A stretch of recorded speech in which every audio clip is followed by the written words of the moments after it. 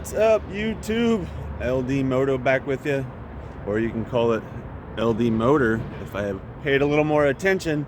But been going over some things about the SYX-R, and yeah, I kind of broke down pretty much how much I spent. I really can't believe it. I was like pretty surprised, and we'll get to that here in just a few minutes. But the wife recently just picked up a Mustang. Yes, a V6 4.0 Mustang.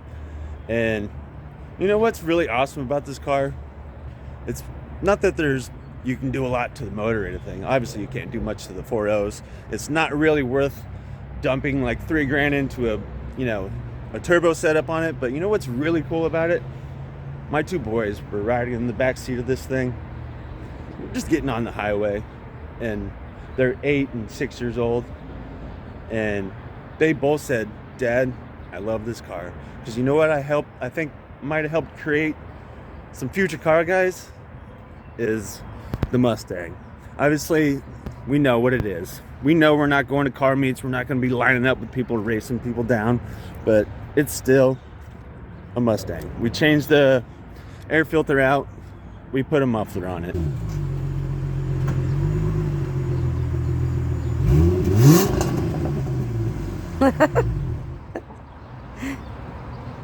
Go ahead.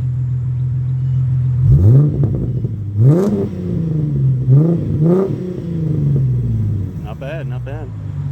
And that's the extent of probably the motor mods for the most part. We probably are going to go for a full cold air intake eventually, but you know what, we're not going for high performance. It's just a good looking car. My wife loves it. It handles pretty good. We're probably going to do some rims eventually and some coilovers just to give it a good stance and make it look decent, because she's going to be in the family for a while. I mean, we signed the papers, so there's no turning back now, guys.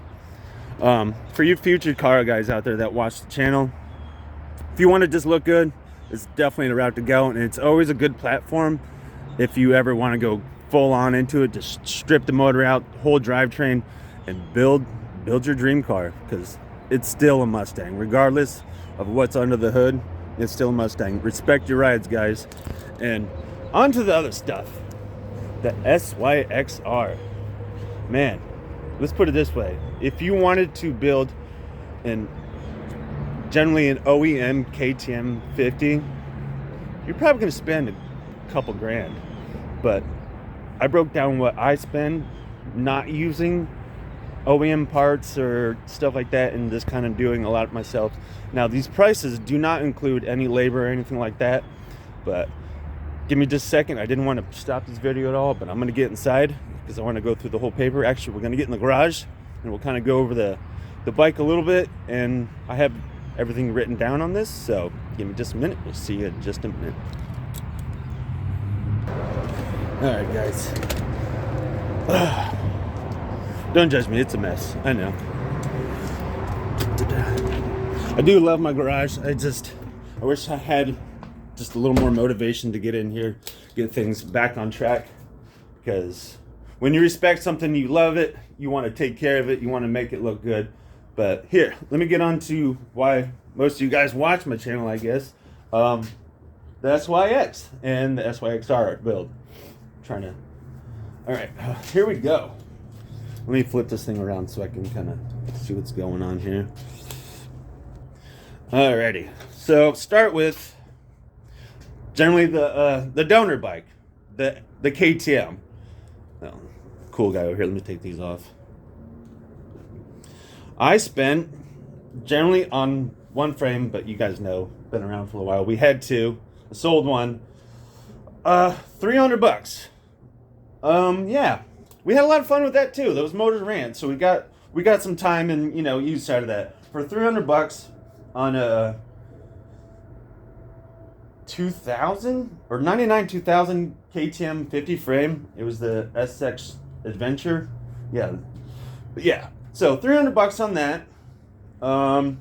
Getting down to the motor side, the expansion chamber pipe, roughly around about $80, because One of my friends actually sent me the link to that because we have an older video talking about it. I had ordered something for the bike, the exhaust pipe, and eBay took like I don't know how long just to let me know it wasn't available anymore. So it was horrible. So that got delayed. But oh man, it's cold in here. I'm learning to try and order parts before you start doing anything again. But anyways, yeah, about for the expansion chamber and the silencer, about $80. So that's not too bad because if you think about it, if you go for like an FMF or Pro Circuit, all those name brand stuff, you're gonna be spending some money. So save some money there. Obviously, there's a quality difference for sure, but like I said, you get what you pay for. But the pipe works. It works pretty darn well. You guys heard it. Shivering. Modern plastics. They're for more like the 07 bikes. I spent around 60-ish. I think with shipping and everything, about $60. Motor. Roughly about $375 to $400, roughly. That because that one came with the carburetor. I think you used to be able to buy one without the carb. I don't know. I have to look at that. Handlebars. Yeah, we got those from a local shop here.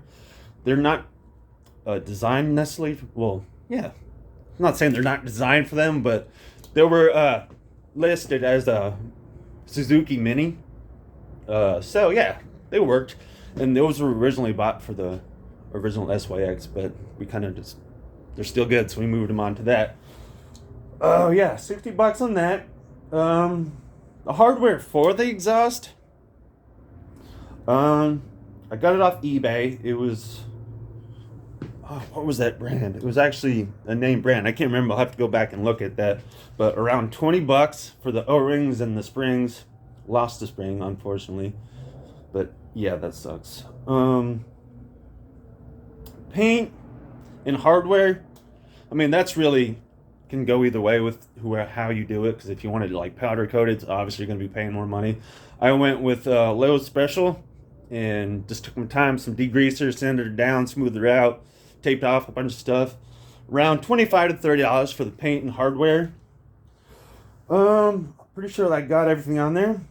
But this is not including labor at all, like I was saying before, because you know, if you just love doing it, you never know how much time you're really going to spend on it. But if I had to guess, I'd have to say, I don't know, man, 30, 40 hours maybe on labor, maybe more. I could be wrong. And there's probably still a few things that could be done just a little bit better, upgraded just a little bit more. But that's just, it was kind of a budget, but yet I still wanted to spend some money on it. All right, it's enough talk. You guys probably already added it up in your head because I talked too much. But yeah, the total parts and everything that I could come up with old receipts and everything was around, let me turn this thing around. About $950 is about where I came up with this. And I think that's a pretty good deal for what it looks like. I didn't even count vinyl on there. I mean, that's another $10 right there. So, you know, no big deal. So if you're looking for a budget build for your kid, the KTM is a good platform, and just have fun with it. Use your imagination. As long as you have somebody, somebody that can help you out with a little bit of welding, because there is some modifications because it's an older frame. You can probably get a newer modern frame where it bolt on there a little bit better, but you can make the bike look the way you want it to look. But that's what I got for you guys today. And be safe out there. Respect your rides. And LD Moto, we'll see you next time.